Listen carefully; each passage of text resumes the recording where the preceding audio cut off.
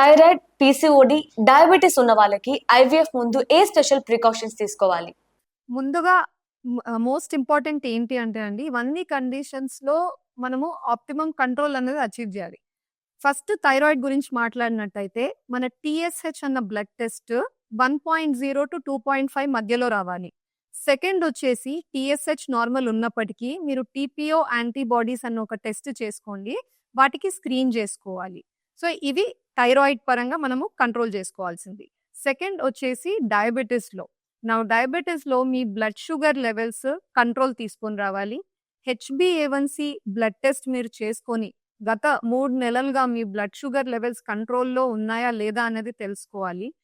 Third వచ్చేసి మీ ఫిజిషియన్‌తో consult అయ్యి pregnancy ట్రీట్మెంట్స్‌కెళ్ళే ముందు ఒక డైట్ ప్లాన్ తయారు చేసుకోండి. అండ్ ఆల్సో ఏవైతే టాబ్లెట్స్ మీద మీరున్నారో అవి ప్రెగ్నెన్సీకి సేఫా కాదా అన్నది తెలుసుకోండి.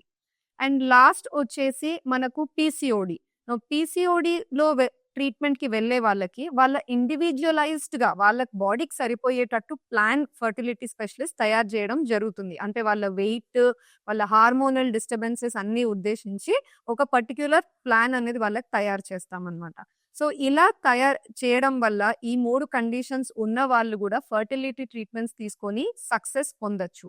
ఇది కాకుండా ఓవరాల్ జనరల్ హెల్త్ ఇంప్రూవ్‌మెంట్ చాలా ఇంపార్టెంట్. సో, డయట్, స్ట్రిక్ట్‌గా ఎక్సర్‌సైజెస్, స్లీప్ రొటీన్‌కి అడ్హియర్ అవ్వడము, లైఫ్ స్టైల్ చేంజెస్ అంటే స్మోకింగ్ గానీ, ఆల్కహాల్ కన్జంప్షన్ గానీ, అండ్ కాఫీ, టీలు ఎక్కువ తీసుకోవడం గావచ్చు. ఇవన్నిటి మీద మీరు కంట్రోల్ తీసుకురాగలగాలి.